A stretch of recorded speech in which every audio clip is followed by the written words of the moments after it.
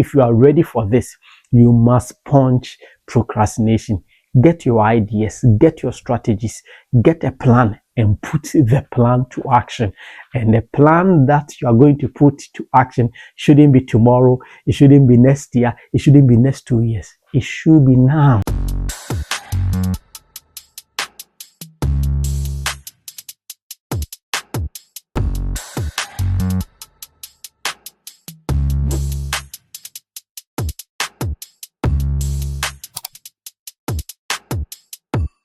So in this video, I'm speaking to you on 6 ancient principles on wealth creation. And the inspiration is drawn from the book by George Samuel Clason, the author of The Richest Man in Babylon, the success secret of the Ancients. Now, the first thing to understand is that if you want to create wealth from nothing, if you want to start from the scratch and attain any financial success, then drawing some principles or learning from the principles of the Ancients that have been written in The Richest Man in Babylon is inevitable. So let's look through who is the author of The Richest Man in Babylon. So the author is George Samuel Clason. Now, when we talk about George Samuel Clason, he was an American author who began writing in the 1874, November 18. He lived November 7th, 1874 until April 7th, 1957. And during his time, he wrote some pamphlets. The main theme was how to attain or how to achieve financial success, and being thrifty. So this author wrote several pamphlets, and one of the books that later became widely known as The Richest Man in Babylon was originally called Gold Ahead, and it was later renamed to be The Richest Man in Babylon, success secret of the Asian. Now, the key thing is that in this fictional book by George Samuel Clason, we have a fictional protagonist. So when you talk about fictional protagonist, then we mean the main character who is not a historic, let's say a factual historic figure, but someone's fictitious character. Now, this fictitious protagonist is called Akkad. Akkad became the wealthiest man in the whole of Babylon, and he didn't begin from any, let's say, mountain, or he didn't attain his success on a silver platter. He became the wealthiest man in Babylon from being a poor scribe, in other words, a poor typewriter, or a poor typist, or a poor writer, and he grew from there to become the richest man in Babylon. If studies suggest that if he were to be a historic figure, the amount of wealth that he amassed from nothing he would be likened to one of the billionaires in our days. So if we are looking at how to create wealth, drawing some inspiration from such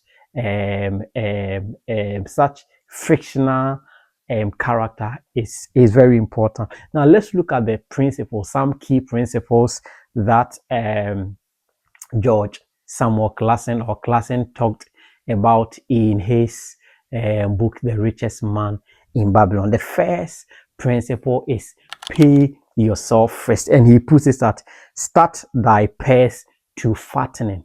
Pay yourself first. Now, when we talk about ancient success secrets, someone will open the ears wanting to hear a shortcut, wanting to hear a booming, wow secret to make money. But if the first principle says pay yourself first, that means that you must work. So it is not a new thing. It is not a new strategy. It is not a new principle that today financial educationalists or those who are behind financial education talking about working to be your starting point of creating wealth. This is because it has been part of the Asian strategies or in making or in creating wealth. So the first thing is to work. But one unique thing here is that many people are working, but they are missing the other part of it.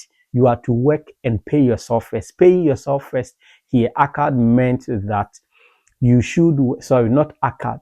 The Clason meant that you should work and pay yourself at least 10% of your earnings. So at least 10% of your earning is meant for you. You should save that money and later use it for something. So the main character or the fictitious protagonist in the book is ACAD. So ACAD started working as a poor scribe who was earning very little, but he had a culture, he had a principle of saving at least 10% of his earning. Now, here, if you are a Christian or if you are religious and you believe in tithing, you might be thinking about paying yourself first when the Bible says that the first fruit belongs to God. So it's not about the position first, second, third, fourth. The key thing here is to allocate some part of your earning to yourself as savings. So if you are a Christian, of course, the first payment will be your tithe, and then the second payment should be your savings. And here I admonish that if you are not in the position to save 10% or more, you should endeavor to save at least 5% and give yourself a percentage range of between 5% to 25%. And if you save this, it will help you to boost your wealth creation journey. Now, the second principle, which is the second P that Clason talks about in The Richest Man in Babylon, is pull the strings on your spending. He says, control thy expenditures. Control thy expenditures. So here I'm saying that you should pull the string on your expenses. So Clason takes a time to talk through the differences between needs and wants, the difference between essentials, necessities, and other things that are not essential. You cannot, no matter how much you earn, you cannot spend so much. You must live within your means. If possible, even live below your means if you are on the journey to create wealth. Before you create wealth, before you become financially successful, you reach your financial goal, you cannot spend anyhow. You cannot carry any budget. This is because he says that focus on your needs, separate your needs from your wants, so that as you try your best to meet your needs for your wants, you starve them for the future. He also believes in living luxurious life, but you don't live luxurious life when you are building wealth. It's after you have built the wealth. So it's very, very important that you pull the strings on your expenditure. You are not in competition with anyone. If you want to create wealth, then it's advisable that you live within or below your means until you get there. It is an ancient principle. If not, you end up, because now imagine if you are earning 10,000 Ghana cedis, 10,000 pounds, 10,000 euros, $10,000, whatever amount you are earning. If you are spending the same 10,000 cedis, $10,000, 10,000, that means you are left with zero. Someone earning maybe 2,000 or 3,000 or 1,500 and spending, let's say, 50% of that money will be richer than you. So it's not all about how much you earn, but the percentage you are able to save matters. If you are earning more and you are able to stick to the 5% to 25% rule, then if you are earning more, it becomes a plus to you. So the goal shouldn't be that let me earn more and spend more, but the goal should be that you make sure you meet your needs and you starve your want for the future. Now, the third thing he talks about, which is very important, is that You must put your money to work. So this is how Clason puts it in his book. So Akkad, put thy gold to work. Put thy gold to work. So eh, there are many people who have the notion that, okay, I want to create wealth. I know investing is risky, investing is this and that. So, well, I will work, I will save 5% to 25% of my money, but I'm not going to invest. It is an ancient principle that if you want to create wealth, then you must put thy gold to work. Now, what you put your gold to work is very important, because very soon he's going to talk about that. So you don't just put your gold to anywhere. You don't put your money, your hard-earned savings, your hard-earned money that you saved, instead of spending it, you don't put it anywhere. It's very important, but you should find a place to invest it, at least something that is higher than inflation, so that you don't save your money and by next 4 or 5 years the money you have saved has lost its purchasing power. That is not advisable. So it's very, very important that the money you save, you put it to work. You put it to work by investing. You put it to work by starting a particular business. You put it to work by maybe buying some assets. You put it to work by doing something you believe in, something you understand. Okay, so the fourth principle, these principles are progressive, such that the first one says you are to pay yourself first. The second one says that you are to control your expenditure. So as you pay yourself first and you control your expenditure, you don't have an excuses not to pay yourself first, to say that, oh, my salary is not enough. You've controlled your expenditure, so you will be able to have something to pay yourself. Now, the third thing is to make sure that you invest. So put thy gold to work. So the money that you are saving, when you control your expenditure, you don't leave it in banks for inflation to take it away. You now have to invest. You now have to put it to work. You now have to put it to something to get your money multiplied. That's very important. Now, you are not going to put your money anywhere, because in Clason's book, he talks about a strategy Akkad adapted to preserve and protect his money. So it's very important. So the fourth principle says that protect and preserve your money from perishing. And here he says that guard thy treasures from loss. Guard thy treasures from loss. So you cannot say that I've made the money, so I'm going to invest it anywhere. You need to be very cautious where you invest your money. You don't invest your money in what you don't believe. You don't put your money in what you don't understand. And you don't put your high-end money in any quick or any get-rich-quick strategy or opportunities or something like that. You must analyze it and see to it that the returns that you are being promised, the return that is likely to come out, is reasonable. So this saying is so popular that if something is too good to be true, it is most likely not to be true. If something is too good to be true, it is most likely not to be true. So you need to be very careful so that you protect and preserve the money. So it's not only preserving your money, it's not only keeping, so you are protecting and preserving your money from wrong investment strategies, high risky and rare, something you don't understand, something you don't have an experience in. You don't risk your money by putting your gold there. That's very important. The key thing is that you must also protect your money from inflation, because this is your hard-earned money and you are not earning them for any sake. You are earning them to create wealth. So you must protect that money and preserve it so it doesn't perish. It doesn't lose its purchasing power, and also you don't lose it to any random schemes, fraud, scams, and other get-rich schemes. So you need to protect your money. In everything, get your money working for you, and also see to it that the money that is working for you is protected. Now, the fifth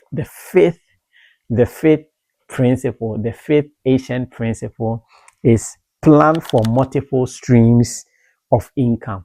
So you must have a plan for multiple streams of income. The ancient principle in Clason's book suggests that if you want to create wealth, then you should increase your earning ability. So that's how he puts it. Increase thy earning strategies. So there are some people who are working, there are some people who have been working for ages. So when they hear this principle, they feel like, come on, if this is the strategy, if this is the principle, I've been doing that, how come I haven't made it? And you don't just work.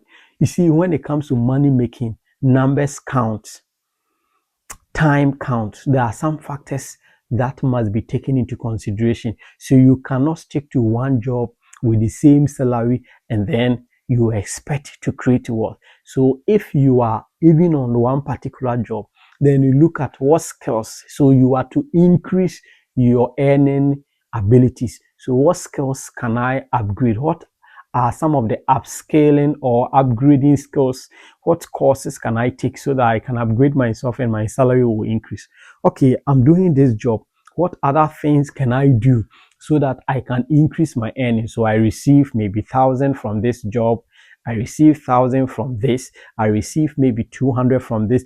I receive 50 from this. You need to increase your earning ability. So if you are a trader, you are selling something here, you get your investment, you get your return. Think about how can I use this one? Okay, I have one store here. I can open one store here. I have one shop here. I can open another shop here. Okay, I'm ordering these things to sell. Okay, I can also order another thing here. So you need to think in terms of numbers so that you can have more. Even if it is a barbering shop you have or it's a salon you have. Okay, I've opened one in this city. Okay, it's working. I'm managing it well. Can I open another one here? Can I open? So you have 3, 4, 5. So that as you are earning, if a day you are earning, let's say 1,000 from each, or let's say a month you are earning 1,000 from each, you end up getting 5,000 from each. But if you stick to just one, that one will take forever to accumulate and take you to where you are going. That is why it is very important to increase your earning ability. So if you need to learn more, if you need to increase your knowledge, if you need to learn new other strategies to put your money in some portfolio strategies or in some passive incomes, or you need to start a business, and if a business is growing, is working, you need to increase the size of the business so that if your numbers are 1,000, you can grow your numbers to 2,000, then to 3,000, to 4,000. Don't stay at that same level. If you stay at that same level, you are not following the ancient principle. The final principle is to punch procrastination. You see, we say procrastination is a thief of time. It doesn't only steal time, it steals our money, it steals everything, it jeopardizes everything. So if you are having the desire, or if you have the desire, the passion, or you are on the path to create wealth, forget about your background, forget about where you are coming from. Don't say that you were not born into a rich home or you were not born to a rich family or whatever. The key thing is that if you are ready for this, you must punch procrastination. Get your ideas, get your strategies, get a plan and put the plan to action. And the plan that you are going to put to action shouldn't be tomorrow, it shouldn't be next year, it shouldn't be next 2 years. It should be now. That's the key thing. There are many people who have been working for years, or for a while, and they want to save. But anytime they hear anything about savings or financial strategy, this message is mine. I will start tomorrow. I will start next month. I'll start, next 2 months. I'll start next year. And here they are. So look at your financial situation. Where are you? Are you heavily in debt? And you need to get a strategy to pay off your debt, start saving, increase your earning abilities and move on. Wherever you find yourself in, or wherever stage you find yourself in, the key thing is to punch procrastination in the face so that you can start now. And through that, you're surely going to make it. This is the ancient principles on how to create wealth from George Samuel Clason's book, The Richest Man in Babylon, The Success Secrets of the ancient. My brothers, my sisters, if you haven't subscribed to this channel, take a minute, take a second to click on the subscribe button and subscribe and help us grow this channel so that we will have a greater audience to change our entire financial profile. I will see you in the next one. Like, comment, and share. Bye bye.